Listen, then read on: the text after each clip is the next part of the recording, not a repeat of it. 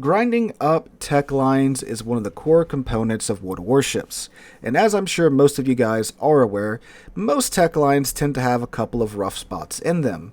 Where are they? Well, it depends on the tech line. If we're talking about something like the Dutch cruisers, the mid-tier grind is quite miserable from my experience. If we're talking about the Italian destroyers, oddly enough, like higher tier isn't that great in that tech line once you get like to the tier 8, tier 9, and the tier 10, although they have been buffing them here recently. We're talking about the Italian battleships. Well, pretty much everything up until you get to the tier 9 is pretty not enjoyable from my experience. But there is one spot in one particular line that was for a very long time the single most miserable experience I've ever had in this game, and that is the ship that you're looking at on screen right now, the tier 7 tech line American battleship, the Colorado. Now, the Colorado of today is quite different from the Colorado of 6 years ago when I grinded up this line back when I first started playing Warships. So I figured I'd take her out today and see how she's doing in the year of our Lord 2024. Now, the Colorado is a very interesting ship because on paper, she has a lot going for her if you look at her stats and her features. Starting out with, of course, her main battery guns. She has 8 16-inch guns at tier 7. That off the bat is amazing because, as we discussed in Monday's video with the Synop, having 16-inch guns at tier 7 allows you to simply, well, not care about other battleships' armor, really anybody's armor, when you are top tier, because 16 inches is enough to get through the common thresholds that you'll find at tier 7 and below when it comes to armor thresholds, right? Which means you don't care about the enemy battleship's nose armor because you can punch right through it and get, well, good consistent damage with them. And also, if you look at the stats for her main battery guns, they should also be quite accurate because she has 2.0 Sigma. 2.0 Sigma! That's amazing! A lot of higher tier battleships don't have Sigma that high. And her dispersion, 180 meters, is also pretty good, again, on paper. Now, we'll get to the realities of her main battery guns here in a second. Also, too, she has an improved heal. Her heal regenerates 0.65% of HP per second, which is 10% more than the standard heal at, well, this tier in game. So you got that going for you as well. And her armor is pretty good. She still has the all or nothing armor scheme, which makes it easier to stay angled against incoming shell fire. It's not like the higher tier fast battleships where you have to worry about them biting through your nose armor, your stern armor, or having to bait them to hit your actual armor belt. Colorado is nice and thickly armored because she is a super dreadnought. This is still when the US was cranking out those types of warships rather than the fast battleships that would come afterwards. And being a super dreadnought, that's where, of course, one of her biggest cons comes into play, her speed. She is slow, ungodly slow by tier 7 standards, coming in at a whopping blazing fast top speed of a little bit over 20 knots if you do take the speed flag. And I mean, yeah, she ain't quick. I think it's like you can get it to like 22-ish knots with the speed flag, which that's just slow, right? And up until tier 6, most battleships, even still today with all the lines that have been cranked in, they still top out, lower 20s, maybe mid 20s for some of the battle cruiser lines when it comes to tier 6 and below. But at tier 7, that's when most lines are starting to get into their modern quote unquote fast battleships. So ships that can go upper 20s, maybe even low 30s in some cases. But in the Colorado, you are stuck in this slow tub, right? And, of course, having 16-inch guns, the improved heal, and all that jazz should, on paper, make up for that. Well, not so much in most cases. Now, if you are in a tier 7 game, from my experience, it is a quite lovely time in the Colorado. Because, well, again, you have 16-inch guns. You can overmatch the major armor thresholds that you need to overmatch at that tier. And your slow top speed isn't that big of a deal because, it's still tier 7. And again, the faster battleships at tier 7, they're still going, mid 20s, upper 20s, right? So they're not, lapping you in speed when it comes to that. But of course, with, any tier 7 battleship, you unfortunately aren't going to always be, top tier when it comes to matchmaking. But how is the ship doing in 2024? Well, there's been quite a few changes since I went through the American Battleship line back in the day. Again, this is the very first line that I grinded up. And two of the bigger changes that directly affect the Colorado is, first off, subs. Subs are a thing now, and, when you have a battleship that only goes 20 knots, 21 or 22 knots with a speed flag and a tailwind, right? Subs aren't the most enjoyable thing to fight. Now, tier 6 submarines, they are on the slower side when submerged, so you can potentially maybe walk away from them or power walk away from them if they do show up on your flank, and you might have a pretty decent chance of trying to evade their torpedoes. But when you get up tier to tier 8 games, and now you have to deal with tier 8 submarines, well, that's of course a different story, right? Because they're faster underwater and such, and now you're just a slow floating brick of a target, right? That's essentially free damage for them. And you do have the nice torpedo protection of the Colorado, but again, with the amount of torpedoes that submarines can kind of just vomit out, it just delays the inevitable. But of course, if you use tactics that are commonplace to deal with submarines, staying near teammates and such, and maybe finding that one destroyer player that's brave enough to go sail over them and deal with them, it can potentially be managed. But of course, I say that, and you're going to be by yourself in your Colorado, and then the submarine player is going to hunt you down because you're by yourself, and, you're just going to get your teeth kicked in at that point. So that's not that great.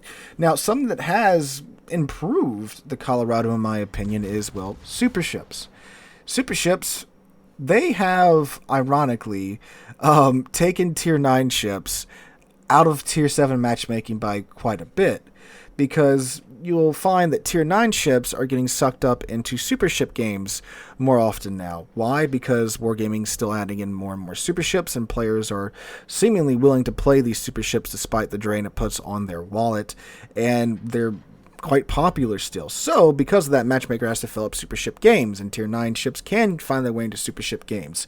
So what does that do to tier 7? Well, tier 7 games now, again from my experience at least, we're getting less of those games where it's like there's 10 tier 9 ships on either side, and then there's 2 tier 7 ships, which means those 2 tier 7 ships are going to just be absolutely useless in most cases, because the jump in power from tier 7 to tier 9 is kind of crazy, right? So when you're in a tier 7 battleship like the Colorado, where you can only go 20 knots, and your armor is just tissue paper compared to tier 9 battleships, and you're slow, your detection isn't that great, your AA isn't that great, right? You kind of just get abused when you get double up tier to tier 9. I'm finding less of those games are occurring, and we're getting more games when the ship does get double up tiered, where it's like, okay, there's like 1 or 2 tier 9s, maybe 3 tier 9s, couple of tier 8s, and a couple of tier 7s. It's a more mixed matchmaker, which is more enjoyable from my experience. Now, at the end of the day, that doesn't really change too much about the Colorado overall. She did get a couple of buffs from Wargaming throughout the years, especially since I went through her. For example, her Sigma, I think, was like 1.8, maybe 1.9 when I went through her back in the day. Was buffed to 2.0, which is fantastic, right? Again, mathematically, that should mean your shells are going more-ish where you aim, right? But again, that doesn't exactly check out in most cases. Now, the guns in today's World of Warships, the guns, despite looking good on paper, in my experience, they are really hit or miss. Every now and then you'll get a good salvo, a good tight grouping that's like, dang, this is really good accuracy for a tier 7 battleship. And then, the next 4 or 5 salvos are be like really terrible. Now, it might be that she does have only 8 guns, which is a relatively small number of guns for a battleship to have, especially when they are the dual-mounted guns. Dual-mounted guns, from my experience, they just don't really have fantastic dispersion. I'm not sure what it is, but it just feels like that they don't. It might be the visual, because you're seeing only 8 guns to go through the air when, for example, you just got done with the New Mexico, which has 12 guns, right? That's very close to double the number of guns, right? So you have more shells going through the air, you have a greater chance mathematically of hitting something because you're throwing more crap at the target. Meanwhile, you have the smaller, larger guns. It feels like they're missing a lot more, even though they might mathematically be more accurate. But I think that's just a game thing, not necessarily a Colorado thing. But what is a Colorado thing is that she kind of has the same curse as the Yami, where when you do get shells on target, a lot of times you get overpins because, again, you have such large guns at tier 7. So when you are fighting other battleships or cruisers and such, you do get a lot of overpins with the Colorado, which adds to the frustration because, again, visually it looks like your shells are going all over the place, even though mathematically they might be more accurate. But you hit the target and you get like 2 overpins, which is infuriating. And again, we're talking about facing tier 7, 6, and 5 cruisers that are basically made of tissue paper in most cases, so that happens a lot. And against other battleships, yeah, like if another battleship gives you side, or not really even gives you side, if you can find a same tier lower battleship and the guns cooperate, yeah, you are going to chunk the ever-living crap out of that ship if the guns cooperate, right? So, looking back on it, it's just kind of like I despised it when I was grinding through it. But now that I've played more of the game and I've gone up, every single battleship line of the game, I look back at the Colorado and it's just like, man, I don't know if it's really placed right in the tech tree. Because 16-inch guns on a super dreadnought style battleship, it's like, man, really 16-inch guns, that really should be like a tier 8, right? Because 16-inch guns, it's kind of just bully fuel at tier 7. But then you look at how they balanced her, the slow speed, which, historically, the thing had a 20-knot top speed, right? So they can't really do much about that. And, it does have the good armor and such for a tier 7 battleship, but it's in a tier 7 where it can get up tier to tier 9. So it's just like, it could have been a better, tier 8, but at the same time, too, would it have really been? But, I don't know, it's kind of like a balancing nightmare almost. But, they've dropped it down a tier lower with the West Virginia 44, and it does quite fine. And they've introduced the West Virginia 40, the West Virginia 41 is the lower tier 1. 44 is the tier 7 that has the, more of a brawly build on it, but it is the modernized version of the ship as well. So, yeah, I don't know. It's not as bad as it was when I was grinding through it, obviously, because, again, a lot has changed. They don't have the alpha hull anymore. They removed it, and I think they removed the alpha hull, and then the B hull became the alpha hull, and then the C hull became the B hull, right? And then we got the West Virginia 41, so you don't even have to grind through the alpha hull anymore, so now you just have the old B and C hull to grind through, right? And then they did give the... They did give her a little bit of an HP buff, 9,000 more HP to her, now B hull, her C hull beforehand, so that was nice too. And they did give her the Sigma increase to make her guns mathematically more accurate. And you know what? I probably am hitting more of my shots than I was back in the day because, man, that was so long ago. And the guns are nice when they do cooperate, but it's just, again, RNG, it's got to line up. So, if you are going through the line today, you do have a better ship that you are grinding with. And the North Carolina is 125% worth it. It's one of the best tier 8s in my mind in this game.